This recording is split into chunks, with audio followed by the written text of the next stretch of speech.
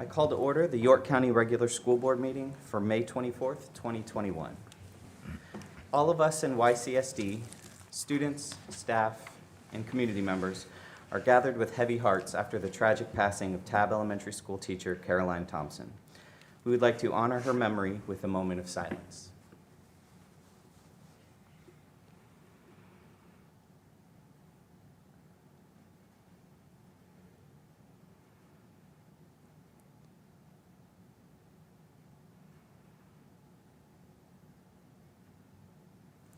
Thank you very much.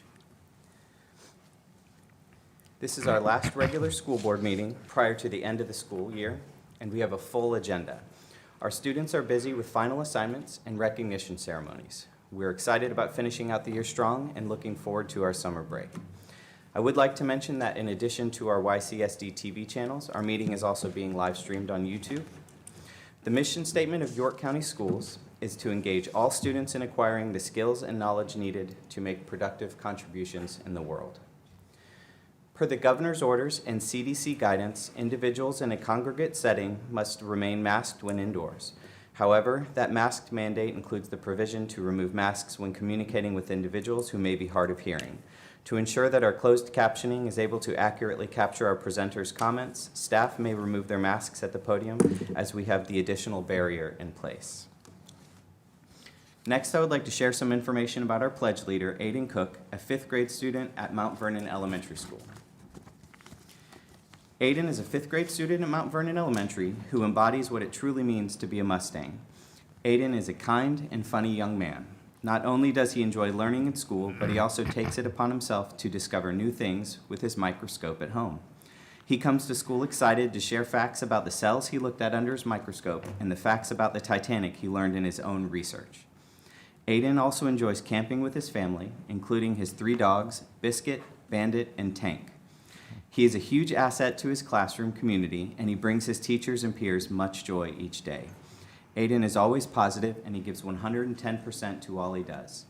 Aiden puts forth great effort, is a great friend to his peers, and is always willing to help others.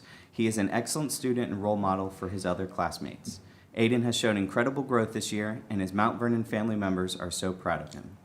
Please stand as Aiden leads us in our pledge.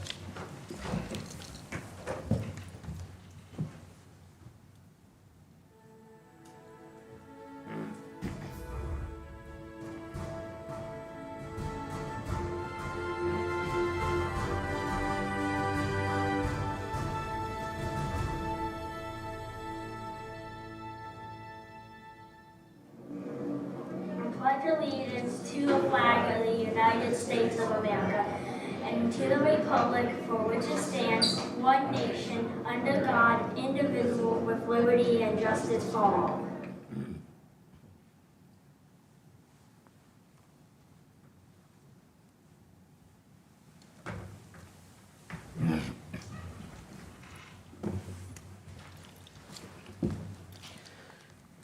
Next, we'd like to recognize our seniors of the month, but a quick note, due to their busy schedules, we'll be visiting Isabella Kimball, York High School Senior of the Month, and Jennifer Zhang, Grafton High School Senior of the Month tomorrow.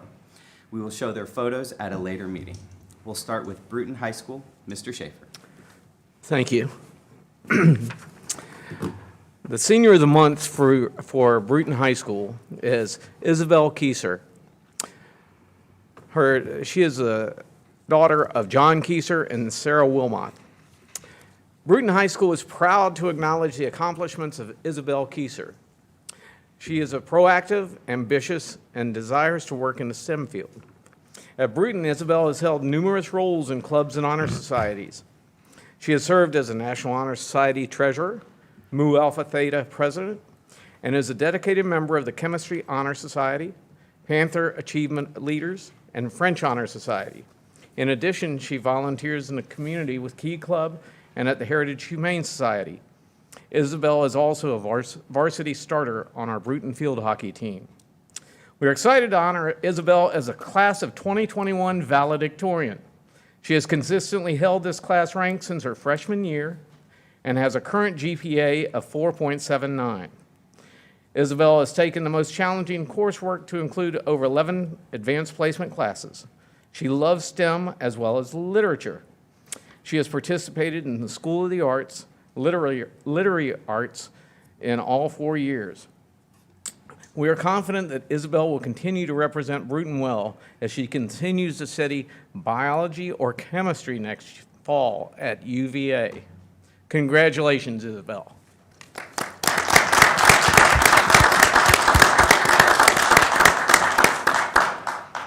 And next, Mr. Richardson will share with us about Grafton High School. Thank you, Mr. Chair.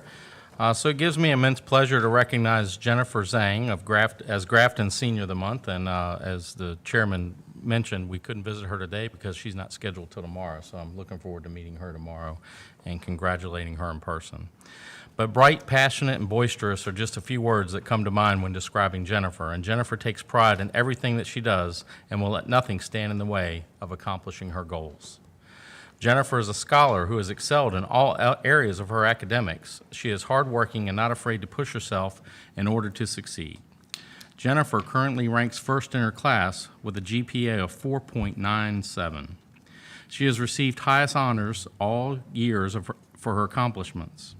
She has taken the highest levels offered with honors and advanced placement courses while also attending the Governor's School for Science and Technology in her junior and her senior year. Jennifer is considered an early college scholar, where she has earned at least 15 hours of transferable college credits while completing the requirements for the advanced diploma. Jennifer works well with others and is willing to help in any way that she can, in and outside the classroom. She considers her most valuable qualities to be her moral convictions, such as being honest, making the right decisions, and setting a good example for others. In addition to her academics, Jennifer is actively involved in her extracurricular activities. She's a member of the National English, Math, and French Honor Societies, the Grafton High School swim team, and captain of the debate team, and a math tutor at Grafton High School, along with an abundance of many other activities throughout high school. Jennifer is just as involved in her outside academics. She is the current York County Youth Commission chairperson, and participates in the Peninsula Food Bank and volunteers at the public libraries. She has great interpersonal skills and proves to be a leader no matter what she's involved in, academics or activities. It's hard to not be impressed by Jennifer's academics, active participation in school activities, and community commitment. Jennifer is truly a standout individual, and we are proud to honor her this month as Grafton's Senior of the Month.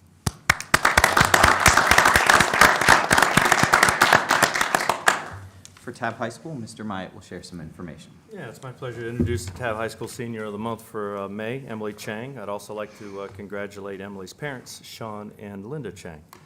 At first, Emily's demeanor can appear quiet and reserved, but as Tabb High School's #1 ranked student, she has proven she is a force to be reckoned with. Her intelligence, ability to lead others, and her tenacity in competition have provided success for her across a wide range of academic, social, and athletic settings. Academically, she has completed the most rigorous program of studies available in almost effortless manner. She is one of our top students at the Regional Governor's School for Science and Technology, which selects only the most gifted and talented students from 8 school districts. Emily has received highest academic honors every year since 9th grade and was an AP Scholar her junior year. She also won first place in the Chemistry Senior Division at the Tidewater Science and Engineering Fair in 11th grade and won first place in the region for Odyssey of the Mind, where she qualified to go to state competition in 10th grade. While her academics are impressive, her community service, musical talents, and success in the sport of fencing are equally as impressive.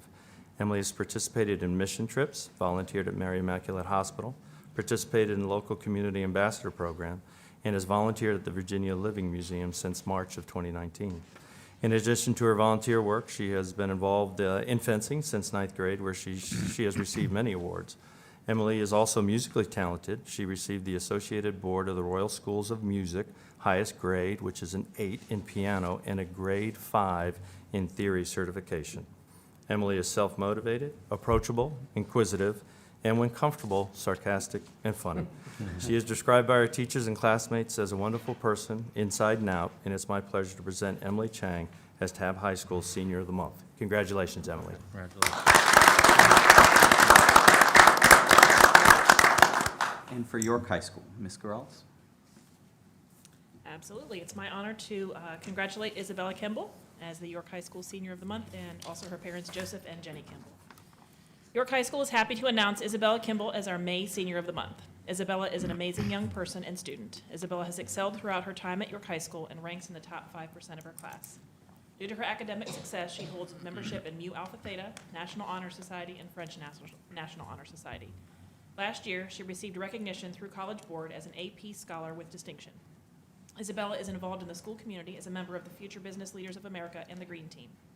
As a junior, she competed in the Future Business Leaders of America competition and placed first in the business law category at the region level. Isabella is an outstanding athlete and heavily involved in the community. She's been a member of the Coast Guard Blue Dolphins since 2008 and national team member since 2017. At York High, she's been a valuable member of the York High School varsity swim team since 2017. Isabella also competed at the state level in 2018 and 19. She has volunteered her time in the swimming community by serving as head coach for the Area 29 Special Olympics swim team and volunteer coach for the Colony Pool Association. She has also participated in various youth volunteer corps projects within the community at large. Isabella, we're proud to recognize you as our Senior of the Month, and we know that you will continue to soar. Congratulations.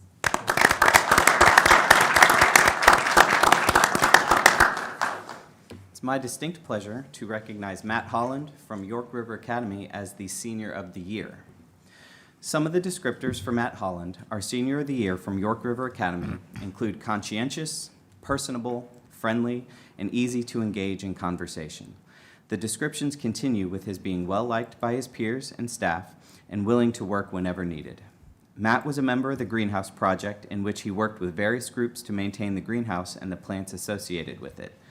Additionally, he helped with the lesson plan design and organization of the community-funded solar panel project. He often did more than his share and was always eager to take on whatever was necessary to achieve the goals and accomplish the mission set before him. Although YRA's selection of Senior of the Year certainly focuses on this year's events, it's helpful to see how far Matt has come to reach this point of recognition. He has shown remarkable progress and achievement over his entire high school career. Every year, Matt has applied himself to the tasks before him, and frankly, it was not an easy beginning. Matt has worked hard, been responsive to the support offered him, and he never gives up. He's progressed through his early academic struggles to maintaining solid grades and being seen as an asset by his classmates. He accomplishes what is expected, goes beyond in most cases. His attitude is bright and engaging. One teacher said, as an example, "I had not seen Matt for a long period of time when he came by my office and engaged in an adult and meaningful conversation. For those of us who have known Matt these past 4 years, his grades, performances, conversations, accomplishments, and his goals for the future bring such joy." Matt is not only meeting all of the requirements to graduate on time, but is successfully holding down a part-time job in the community with strong plans for the future. Matt has grown into a fine young man who manages his time and sets and achieves his goals. He has strong support from his family, who has been his advocates and coaches throughout high school. We are so proud of Matt Holland and commend him to you as the YRA Senior of the Year. Congratulations, Matt.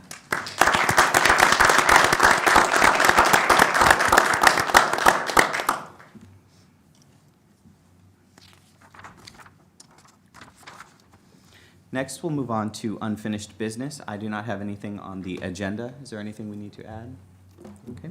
So we'll move on to our presentations. We'll start with a reopening update. Dr. Shandor. Thank you, Mr. Higginbotham, and good evening, board members. I'm going to ask Dr. Aaron Butler if he'll please come to the podium.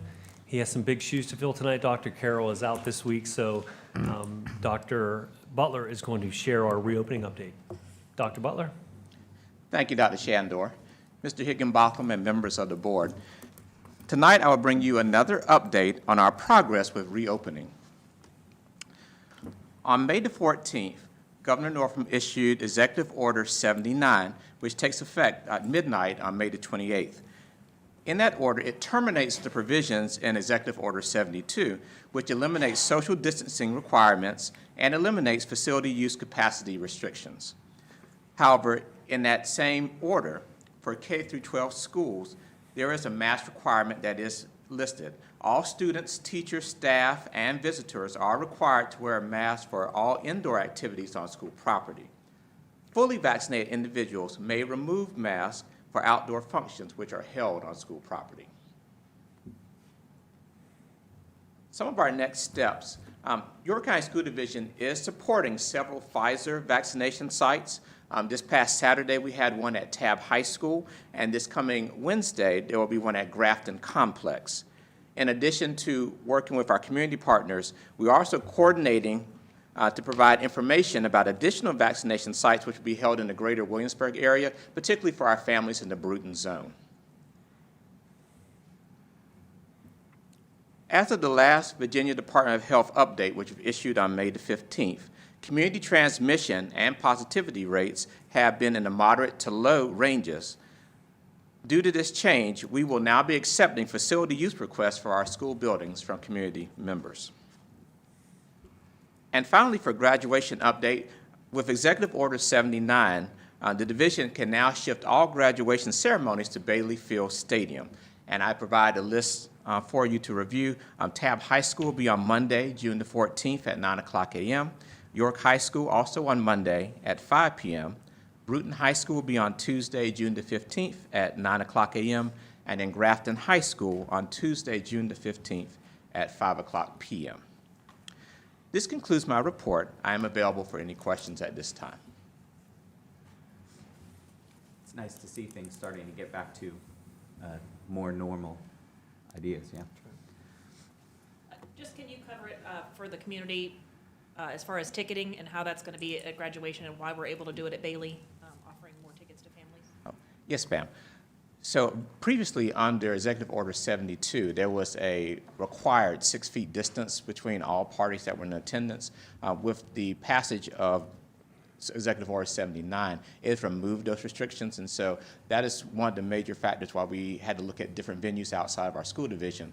With the current restrictions that were in place under 72, we could only have maybe 560 guests. Now we're able to have a larger capacity, so families will be able to have more tickets than they had previously had before. And also, it wasn't on your slide, but YRA is holding a graduation on Wednesday that week, correct? Yes, yes, ma'am, they are. Wednesday at 5 o'clock p.m. Right. And I'm so sorry, Mr. Cross, but yes, they are. I'm sorry, 6 o'clock.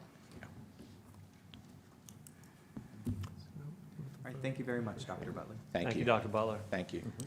Our next presentation is a pay calendar update. Dr. Shander, would you like to share some more? Yes, thank you, Mr. Higginbotham. We're going to bring up Dr. Tony Vladu, our Chief Human Resource Officer, who's going to provide some information related to the pay calendar update for next school year. Dr. Vladu?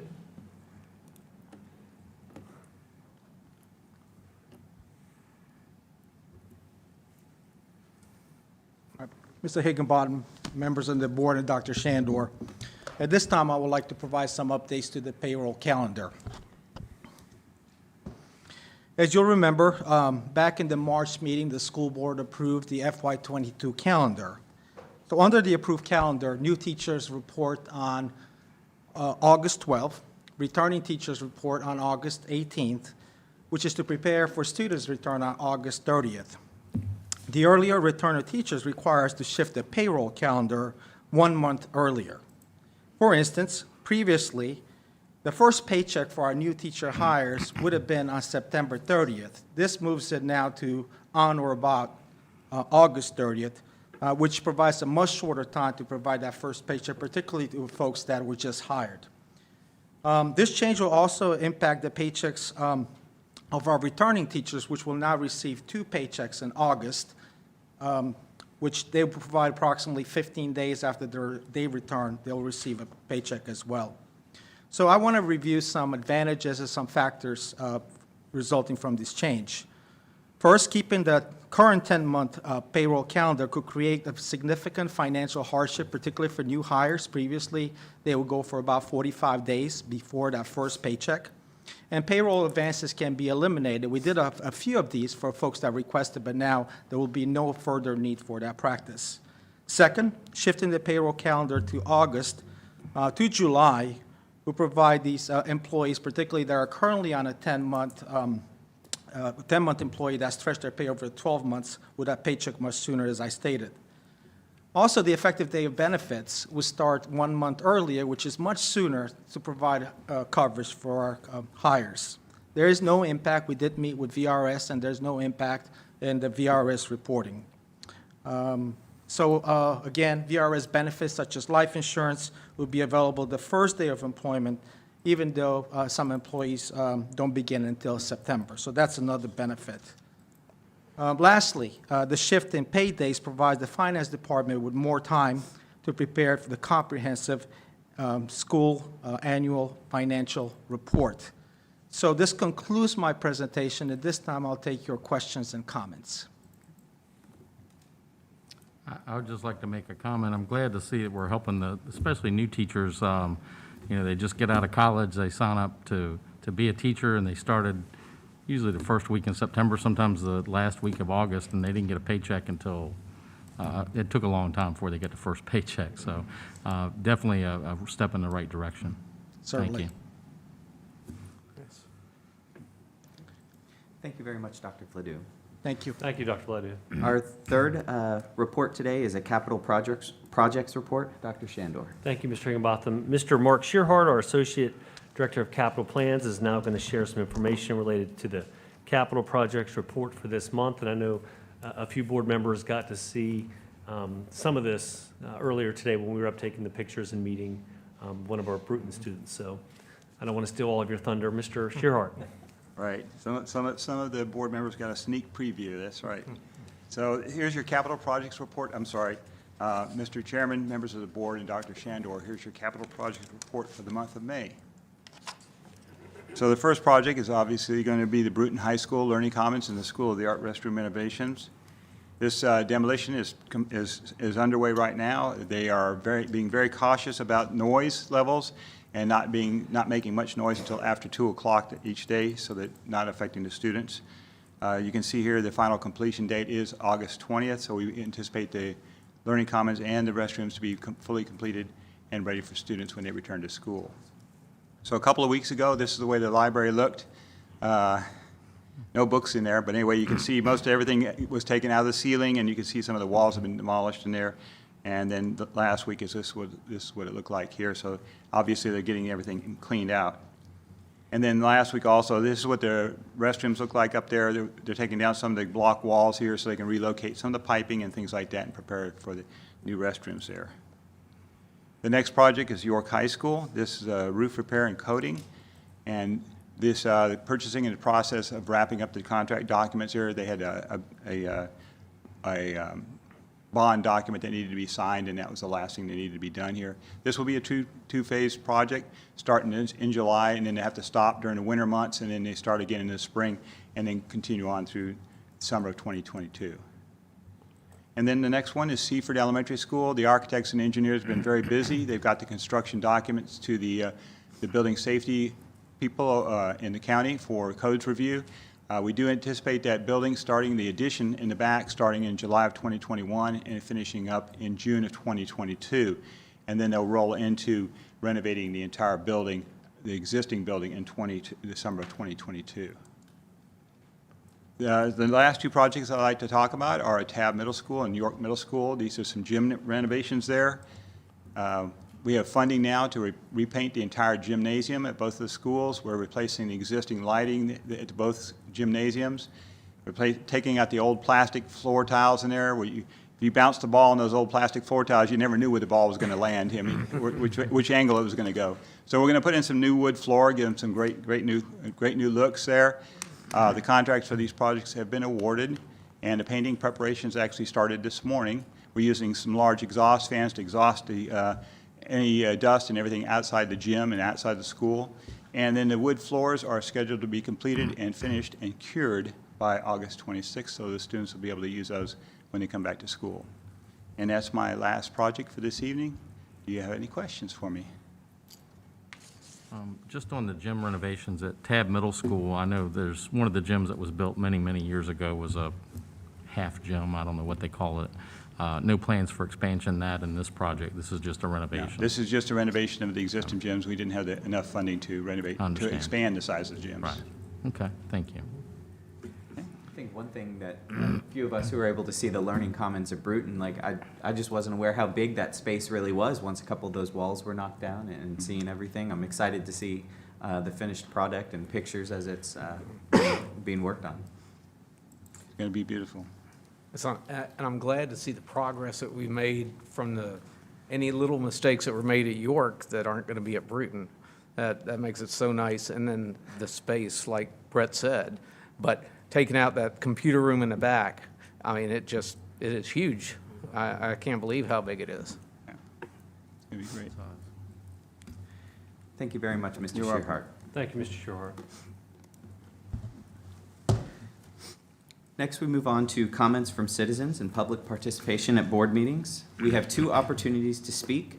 The first is for general topics, and the second is for comments relating to proposed school board salaries for 21-22. Before I open up for public comments, I would like to share a few remarks.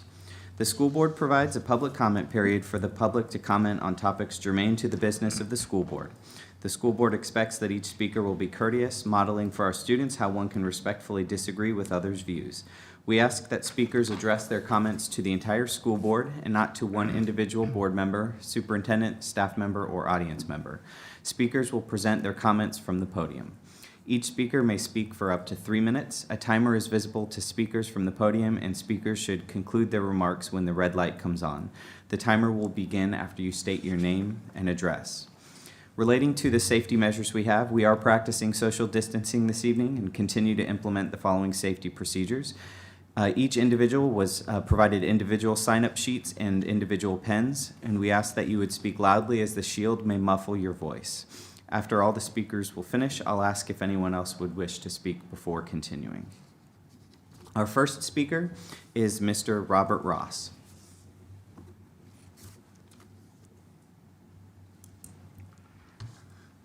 Robert Ross, 1611 First Colony Trace.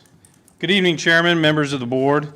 I have read Virginia Department of Education's Roadmap to Equity, and I have a few questions.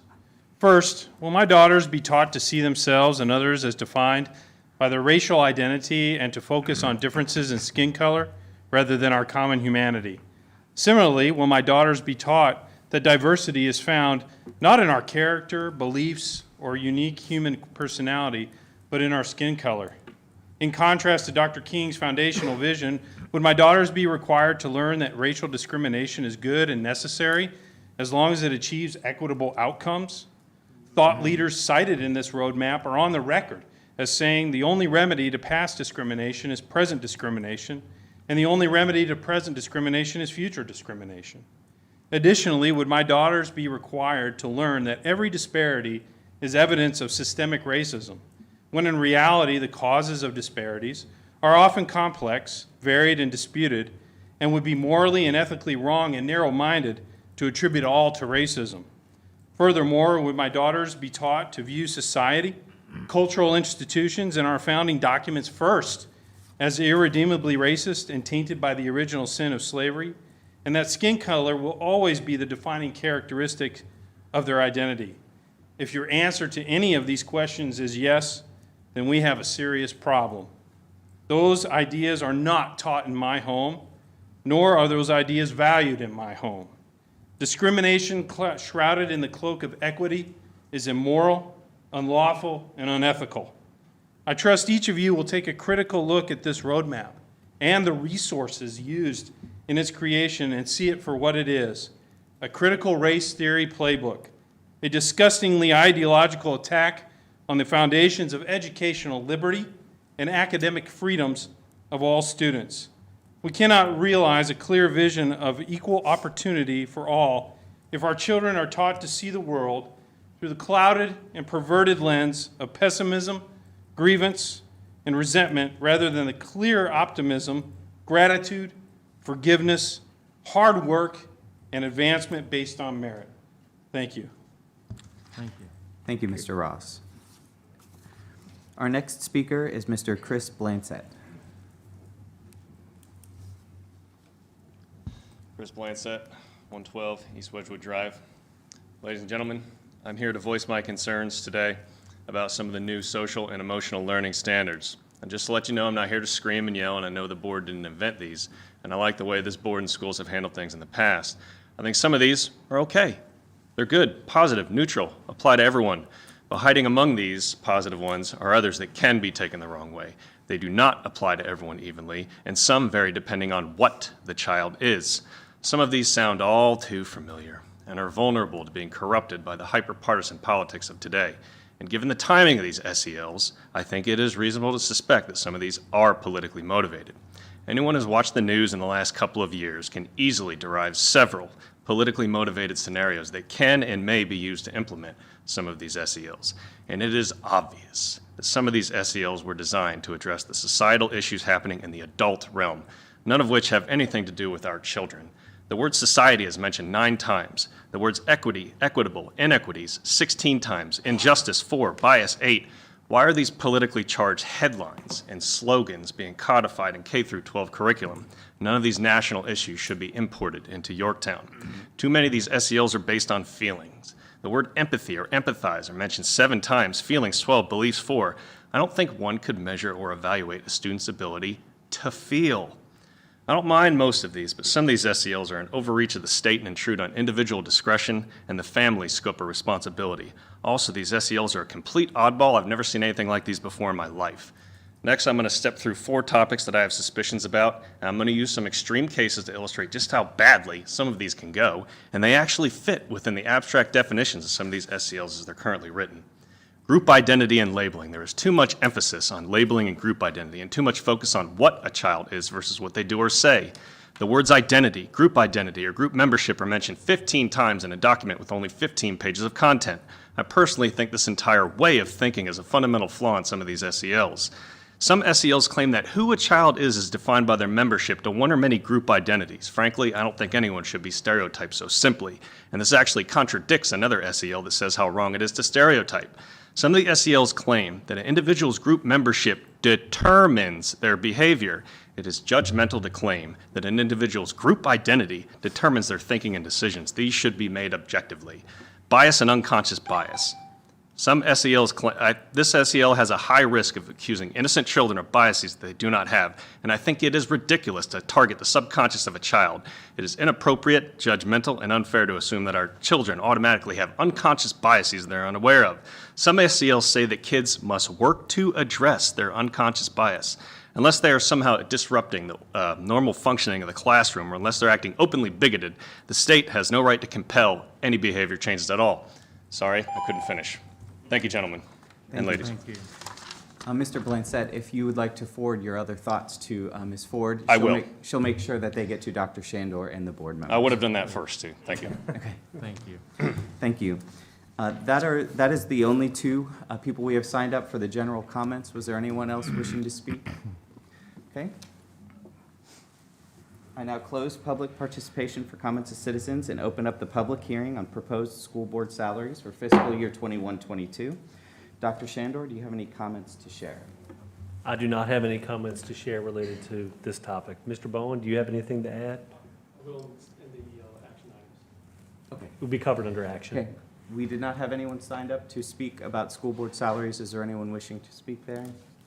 Okay, we'll move on. I now close the proposed, the hearing for the school board salaries.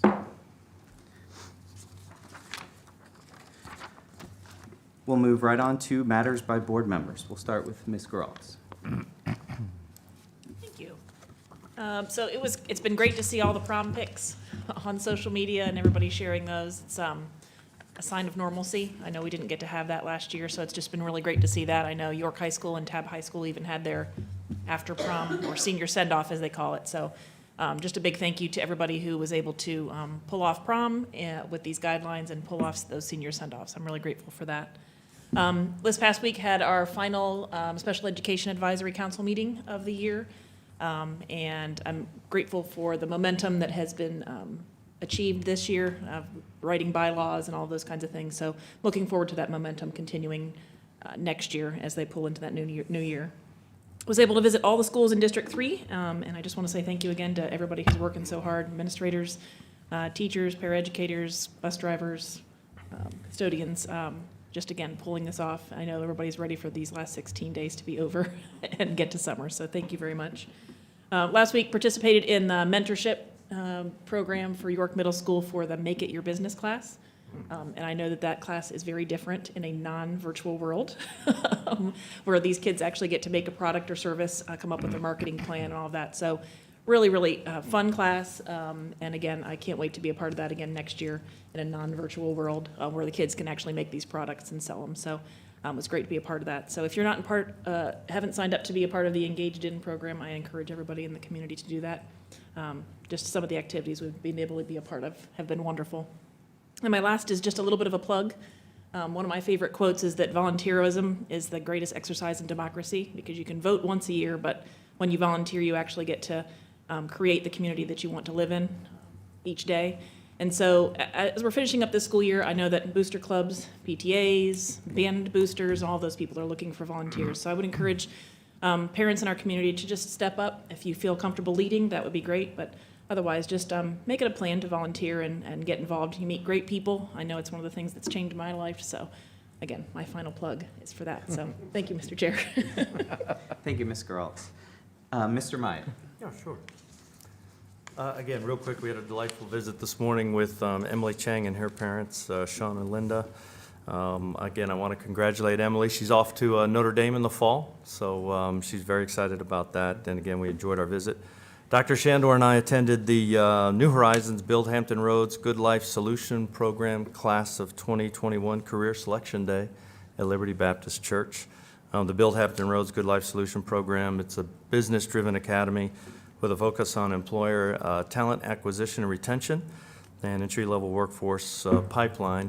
There are 31 participating employers who've pledged to hire and retain the program's graduates, and we celebrated 50 seniors transitioning to the workforce across automotive, construction, and manufacturing career fields this afternoon.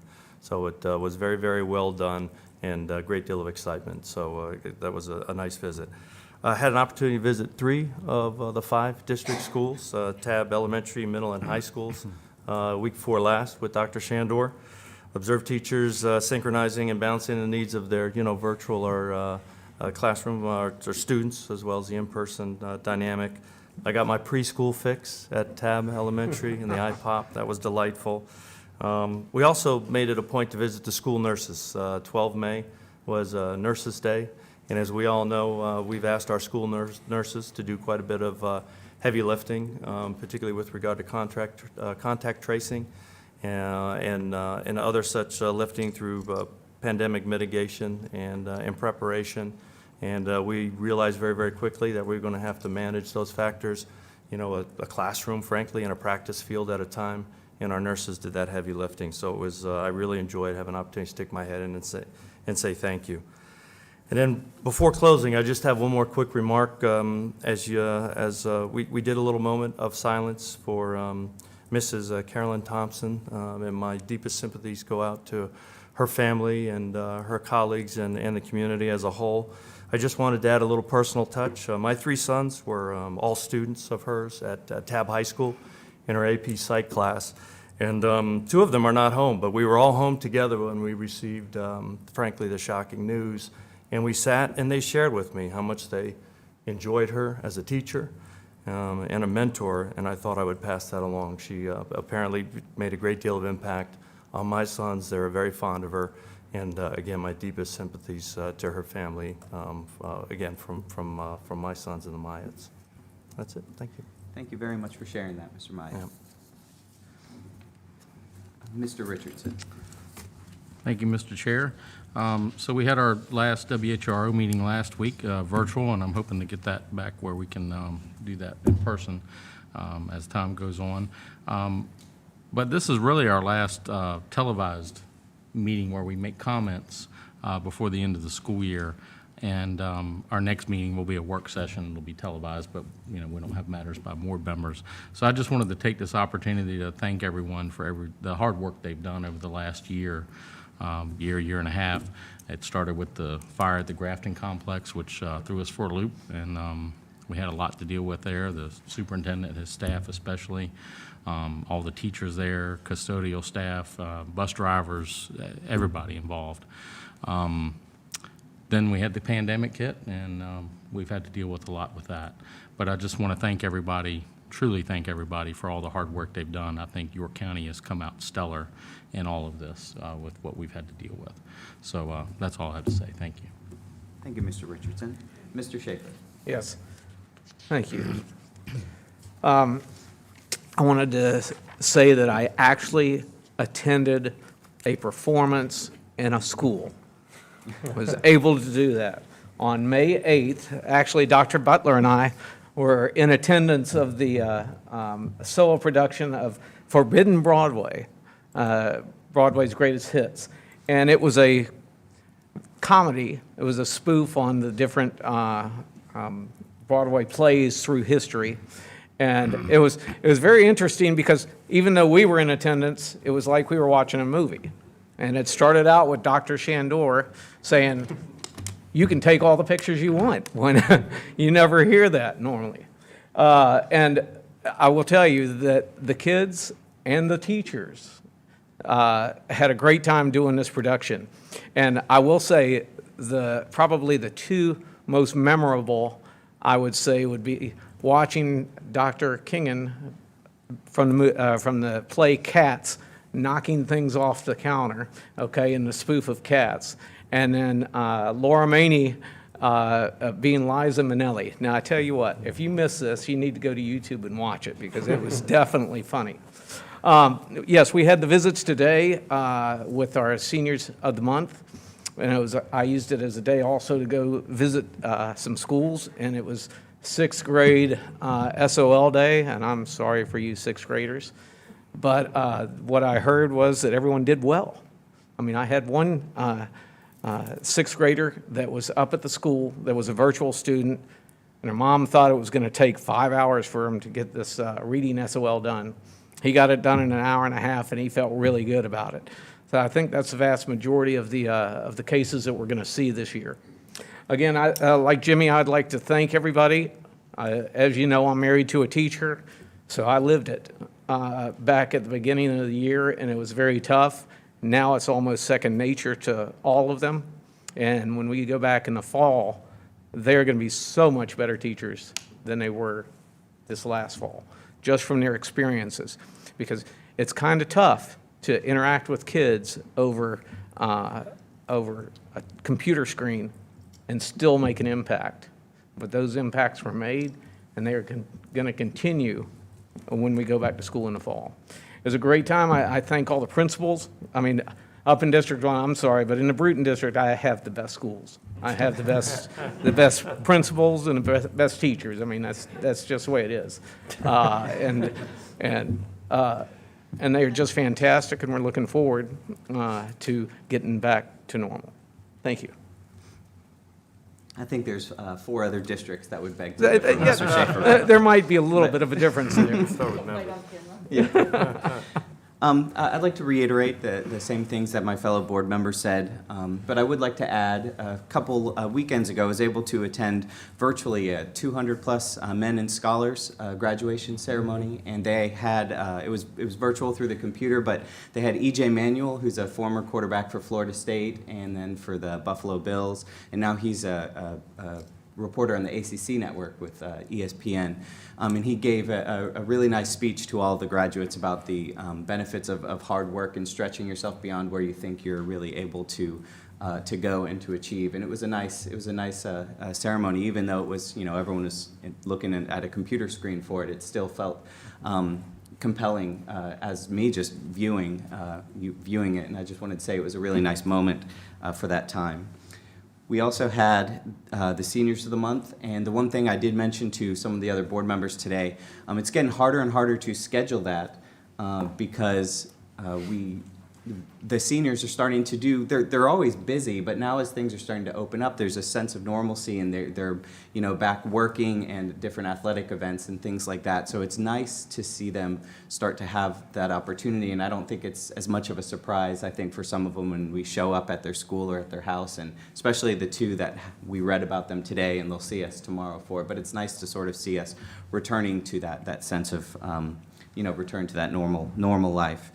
I do want to give a shout out to 2 teachers that I saw at Coventry Elementary a couple weeks ago. I was actually there on the weekend for a York County Little League baseball game, and as I was walking from my truck to get a couple umbrellas because I don't have any hair and it was really hot outside, but I heard my name called from one of the doors, and Miss Perkins and Miss Smith were there on a Saturday hanging banners for fifth grade classes that were going to be taking SOL soon. And so they were there on a Saturday. I'm sure there was more teachers there, and I'm sure it was more than just Coventry Elementary. But I did want to shout out and thank the teachers for doing things like that, little things as the kids get to school and, you know, surprised in their classroom with this banner or something like that. It was just a really nice moment to see them, you know, caring and going that, you know, extra mile for that. And the one thing I also want to say is we had the Virtual Star Awards that were presented earlier, and I want to congratulate all of the teachers of the year, the paraeducators of the year, support staff of the year for their hard work, and everyone who was nominated at your schools as well. And it was a really nice experience, even though, again, it was virtual. I had the easiest part where I just had to welcome everybody or thank everyone at the very end. I had the easiest part. Yeah. I got to welcome everybody. So, yeah, you welcomed everyone. But I also didn't have to worry about mispronouncing anybody's name. But I have to say that I think all of the presentations were really nice, and I think it was a nice experience. All the feedback I've heard from some of the teachers that were recognized is that they really enjoyed the experience, even though, you know, it was virtual that way.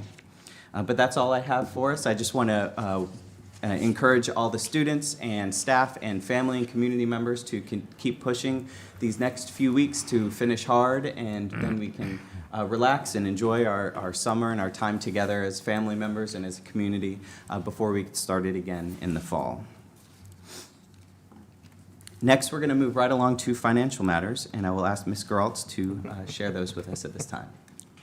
The highlight of everybody's night. Financial matters, right? So we have consideration of approval of claims certified for payment. We have for April 2021, significant expenditures for April, payments related to instruction totaled approximately $292,200 and included payments to New Horizons, Thomas Nelson, Indus Translation Service, Focus Fitness, Apple, Flyleaf Publishing, Office Depot. Payments related to IT totaling approximately $190,600 and included payments to CDW, Cox Communications, Schick Communications, Virginia Business Systems. Payments for operations totaled approximately $93,200 and included payments to Dominion Energy, Rush Truck Center, Kingmore Supply. Payments related to administration totaled approximately $10,200 and included a payment to VSBA for board docs. Payments for food service totaled approximately $432,900 and include payments to Sodexo for food service operations. We also have consideration of approval of financial reports for April 2021. Significant changes relating to the operating budget for April revenues. State revenue for April 2021 is up by approximately $3.5 million from April 2020. The increase is based on the Department of Education's projected enrollment for the 2021 school year. For expenditures, instructional expenditures for April are up by more than $3.4 million when compared to April of 2020, and this increase is due to the cost of maintaining virtual and hybrid instructional programs. Significant changes related to the food service budget for revenues and expenditures. Local food service revenue through April is down more than $1.4 million when compared to April 2020, since students are not being charged for meals for the 2021 school year. However, federal revenue has increased by more than $3.1 million over the same period as a result of the USDA's decision to cover the cost of all meals. We have a consideration of approval of Resolution 21-20, resolution authorizing a specific procurement. Resolution 21-20 requires the board's approval, authorizing procurements of more than $50,000. There are 32 items on the resolution, and the majority of which are for fiscal year 2022. A complete list of the items can be found on board docs. Mr. Chair, I now move to approve financial matters as listed. Second. Okay, Ms. Ford, we have a motion and a second. You can pull the board. Yes, the motion was made by Mrs. Geraltz and seconded by Mr. Richardson to approve financial matters as listed. And you may cast your votes. The motion passed 5-0. Thank you.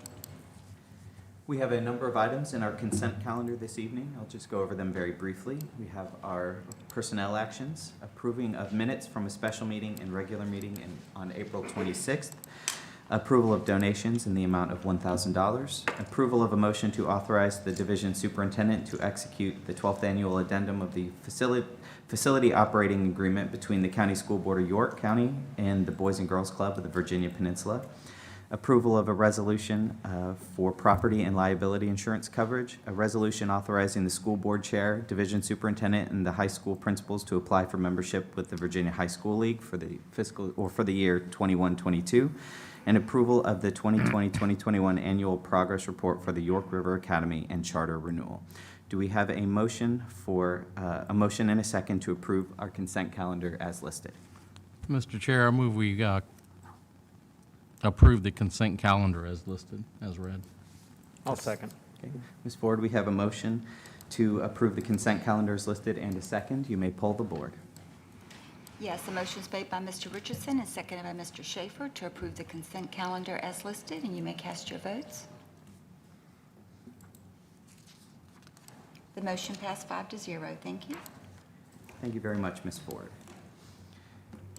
Our first action item this evening is consideration of approval of Resolution 21-23, a resolution amending the fiscal year 2022 school board approved operating budget.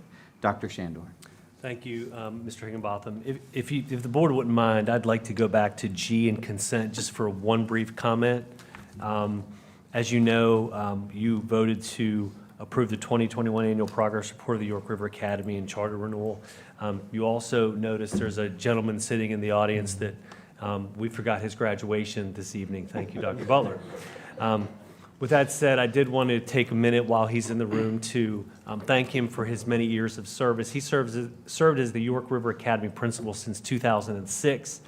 As the YRA principal, Walt was instrumental in serving the needs of students in the greater YRA school community. Before YRA, he served as a student service coordinator, school counselor, program administrator, and teacher. Students, colleagues, and staff will miss Walt tremendously. We congratulate Walt on his retirement. If we can all give him a big round of applause.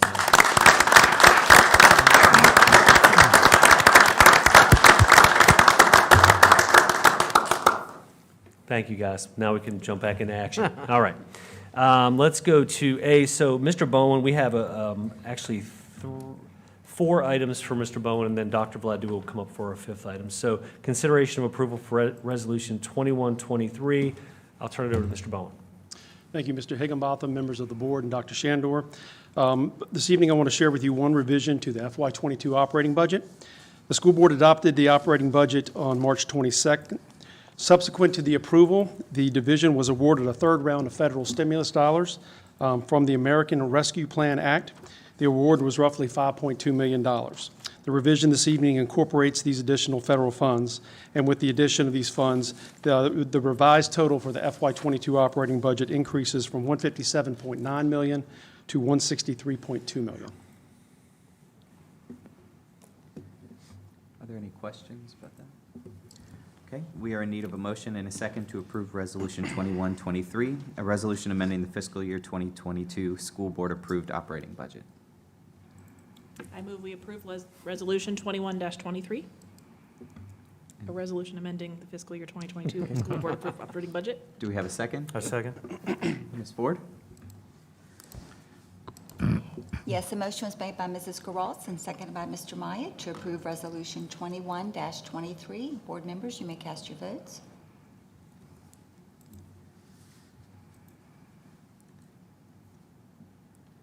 The motion passed 5-0. Thank you. Our next consideration of approval of Resolution 2125, continue the salaries of members of the County School Board of York County. Dr. Shandor. Thank you, Mr. Higginbotham. Again, I'll turn it over to Mr. Bowen. Thank you, Dr. Shandor. Mr. Higginbotham, members of the board, this resolution is related to the public hearing we had earlier on the school board member salaries. There is no proposed change to school board member salaries for FY22. Each member will earn $9,000. However, the chairman will earn an additional $1,200, and vice chair will earn an additional $600.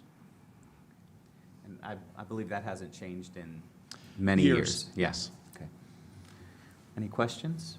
Okay, we are in need of a motion and a second to approve Resolution 21-25 to continue the salaries of members of the County School Board of York County. Mr. Chair, I move we approve Resolution 21-25 to continue the salaries of the members of the school board. I'll second. Ms. Ford?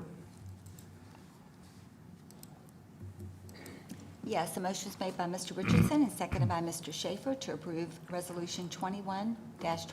Board members, you may cast your votes. The motion passed 5-0. Thank you. Thank you, Ms. Ford. Our next resolution is a consideration to approve adjustments to the fiscal year 21 budget. Dr. Shandor. Yes, thank you, Mr. Higginbotham, board members. Let me say this before we get into this one. So first of all, I'm extremely proud of every employee in this school division. The work they've done this past year has been amazing. It's been tough, it's been a challenge, but make no mistake about it, it's all been student-focused for the entire year. I'm super proud of the work that we've done. And I also want to recommend this evening a second bonus for our staff members like we did earlier in the school year. At this time, I'm going to now turn it over to Mr. Bowen, who's going to share the details of that bonus. Thank you, Dr. Shandor, Mr. Higginbotham, members of the board. This evening, staff is requesting approval for the board to reallocate funds from the FY21 budget. And if, as Dr. Shandor mentioned, is for the proposed bonus. So just to provide a brief recap, we began the school year with some significant challenges fiscally. One of our primary factors in state funding is, of course, student enrollment. And when we began the year, we realized quickly that we were going to be short on our budget for student enrollment. We were initially down 600, but that quickly grew to more than 800 students. The potential fiscal impact on the school division was more than $4.5 million. Now, the General Assembly held a special session in August, and that continued through most of the fall. However, there was no significant budget action that was taken to help school divisions in their loss of enrollment. So staff began some immediate budgetary actions. We froze all of our non-critical positions, and we also curtailed spending. And additionally, there were a number of critical instructional positions and substitute positions that remained unfilled. In December, the governor released his budget, and in that budget included a provision to hold school divisions harmless in the loss of enrollment. This was a significant initiative, basically throwing a lifeline to school divisions across the state. As a result of the governor's proposal, our budget was fully funded, and because of this, we had savings throughout the budget.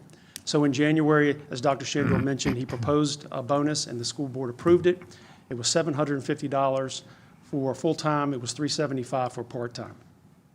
Now, as we've moved through the end of the school year, we have continued to identify savings in the budget, mainly through vacant positions that remain in the budget. However, we've also identified savings in areas to include transportation and our utilities, resulting from the fact that our buses haven't been operational at full capacity all year, and our buildings haven't been operational at full capacity all year. So with that, and as we've identified these additional savings, we are proposing a bonus similar to January, $750 for full-time employees, $375 for part-time employees. Additionally, we are recommending and proposing a $100 bonus to all of our substitutes that have worked with us 5 or more days throughout the school year. And if approved, the bonus will be paid in a separate check, and it will be paid that last week of school.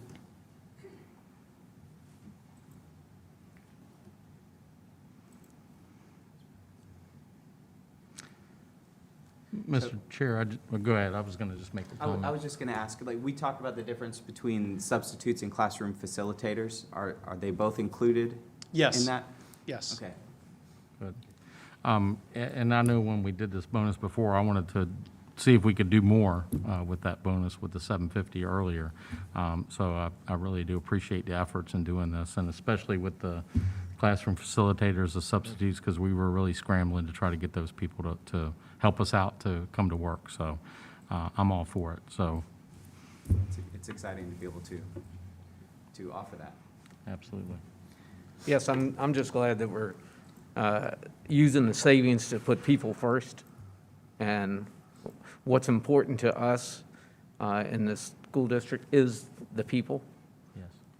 I mean, they are the most important resource we have. Okay. We're in need of a motion and a second to approve the adjustments to the fiscal year 21 budget. Mr. Chair, I move we approve the adjustments to the FY21 budget. I second that.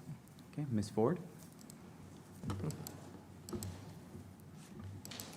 Yes, the motion was made by Mr. Myatt and seconded by Mr. Richardson to approve the adjustments to the FY21 budget. Board members, you may cast your vote. The motion passed 5-0. Thank you. Up next, we have a motion to authorize the purchase of York County DARE program supplies at a total cost to the school division not to exceed $4,000. And if the cost exceeds $4,000, the DARE program will reimburse the school division any amount above $4,000. Dr. Shandor. Thank you, Mr. Higginbotham. Again, I'll turn it over to Mr. Bowen. Thank you, Dr. Shandor. Mr. Higginbotham, members of the board, staff is requesting authorization to spend $4,000 to purchase program supplies for the DARE program. This is a similar request and action that had been taken in previous years. We're in need of a motion and a second to authorize the purchase of York County DARE program supplies at a total cost to the school division not to exceed $4,000. And if the cost exceeds $4,000, the DARE program will reimburse the school division any amount over $4,000. I move we authorize the purchase of York County DARE program supplies. I second that. Ms. Ford, we have a motion and a second. You may poll the board. Yes, the motion is made by Mrs. Geralds and seconded by Mr. Richardson to approve the purchase of the DARE program supplies, and you may cast your votes. The motion passed 5-0. Thank you. And next, we have a consideration of a motion to approve the fiscal year 22 health and dental insurance rates. Thank you, Mr. Higginbotham. So you've spent several months with Dr. Vladu in either two-on-two or in these sessions or work sessions discussing health insurance. So I'll turn it over to Dr. Vladu, and he's going to share some final information with you. Mr. Higginbotham, members of the board, and Dr. Shandor. At the last work session, I provided an update on health insurance and shared with you and the viewing public the proposed rates and factors related to health insurance cost. Similarly, Mr. Bowen provided detailed analysis of health insurance during the budget presentation at the last March board meeting, or work session, that is. Tonight, I bring before you for approval the calendar year 2022 health and dental insurance rates. And if we could get this to project, I do have a presentation.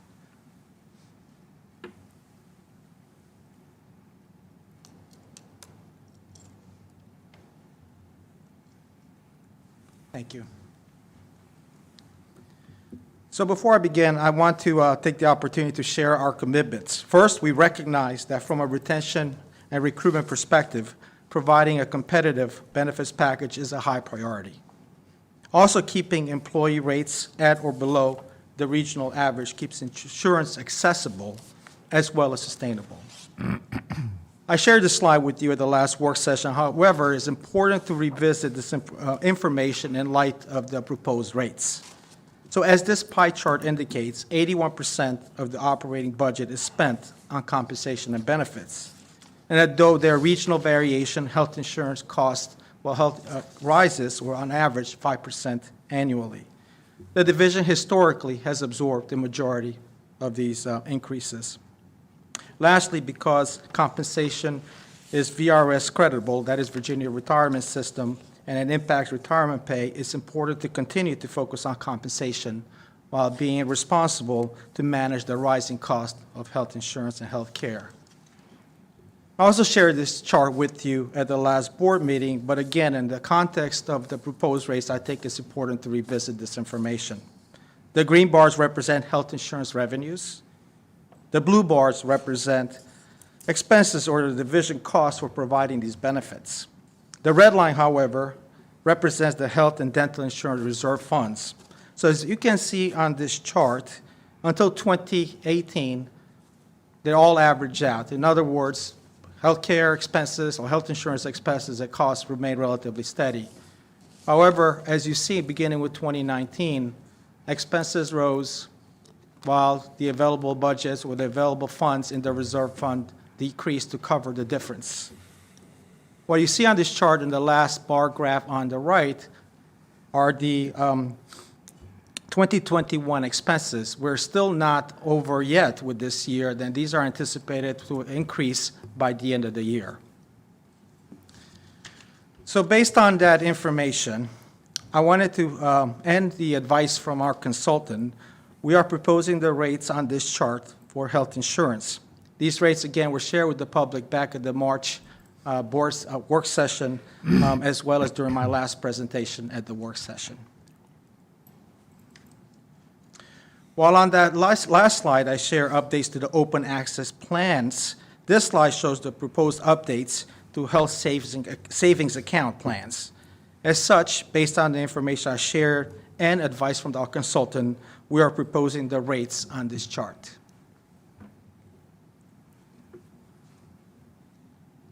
So the previous charts provide a comparison to the regional market average, which is important to revisit that information as well. On this chart, the blue bars represent current rates. The green bars represent rates that will take effect January 1, 2022, and the purple bars represent the regional average for comparable plans. In other words, those are the local school divisions on the peninsula and the south side. If you take them, average them together for comparable plans.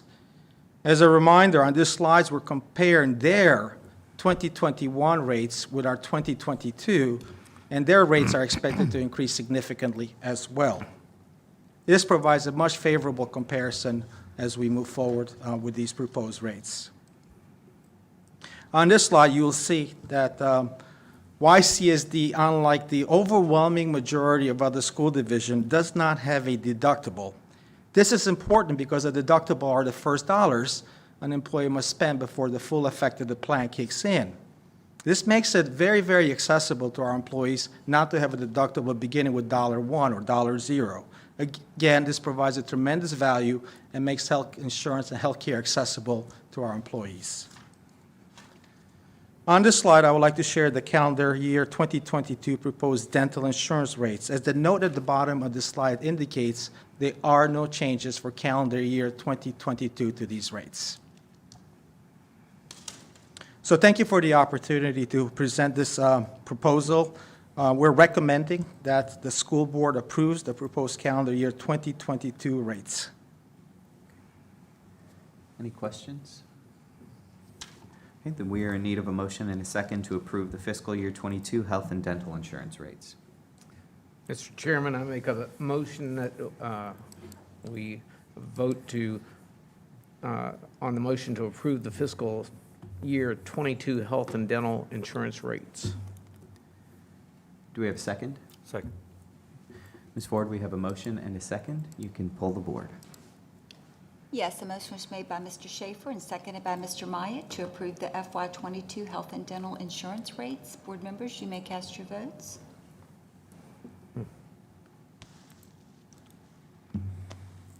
The motion passed 5-0. Thank you.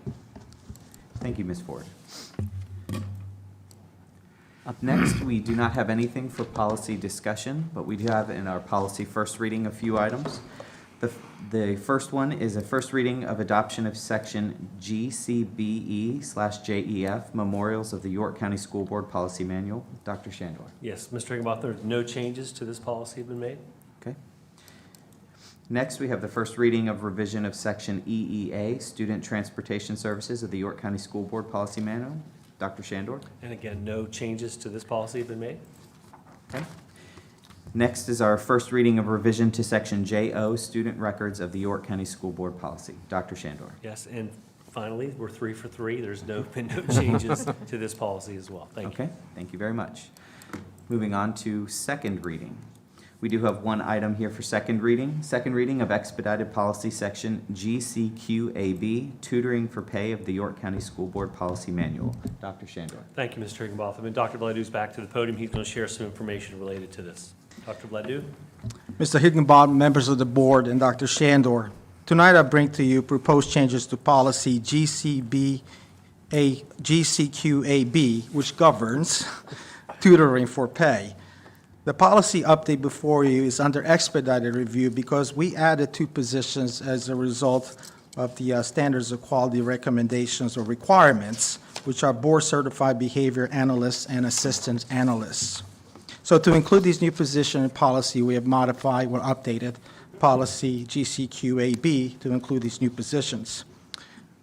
At this time, I'm ready to take your questions or comments.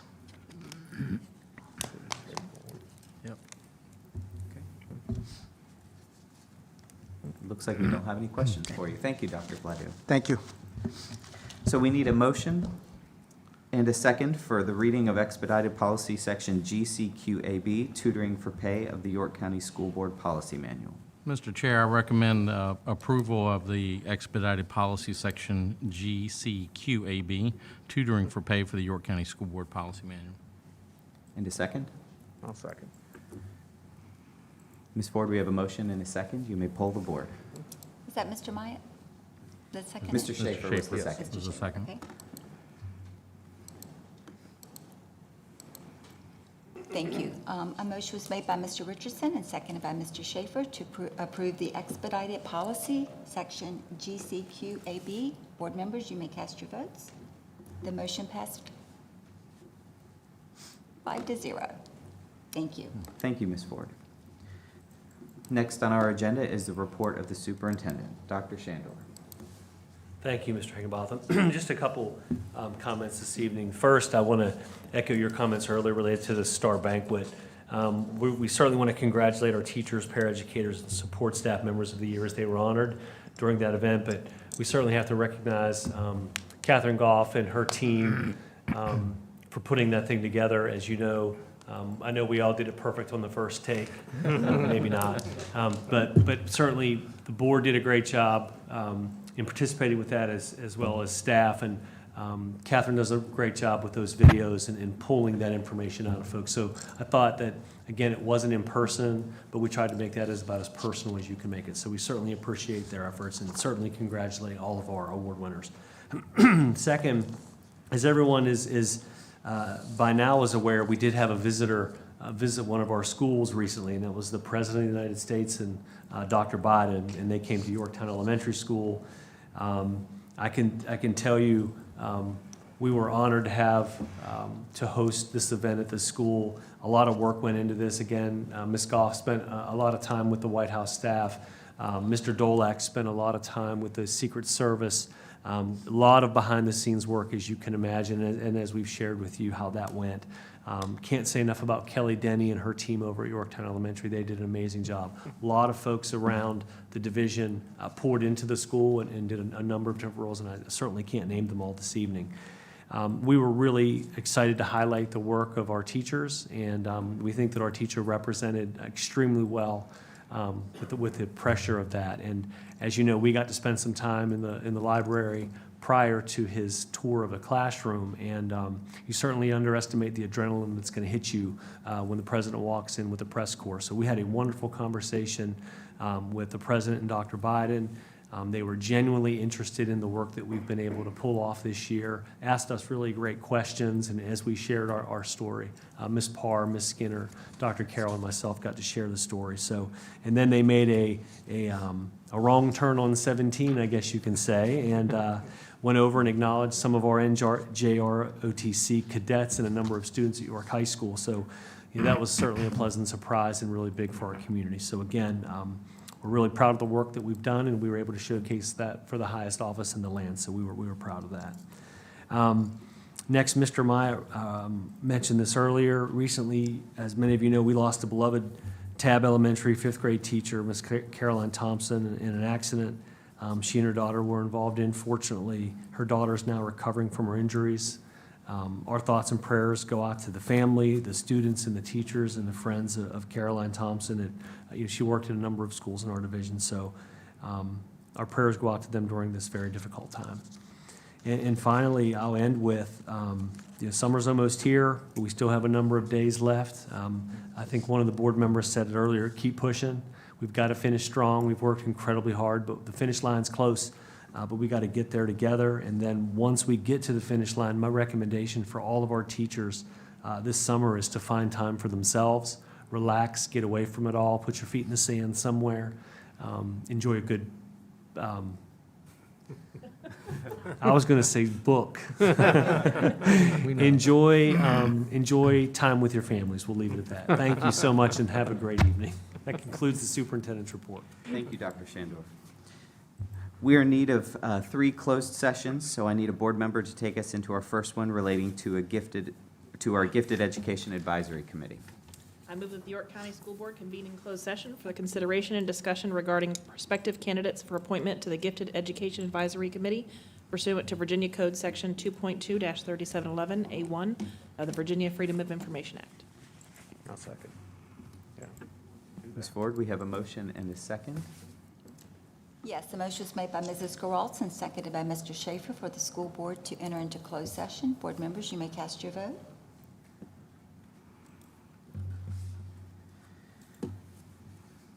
Motion passed 5-0. You're now in closed session. Thank you.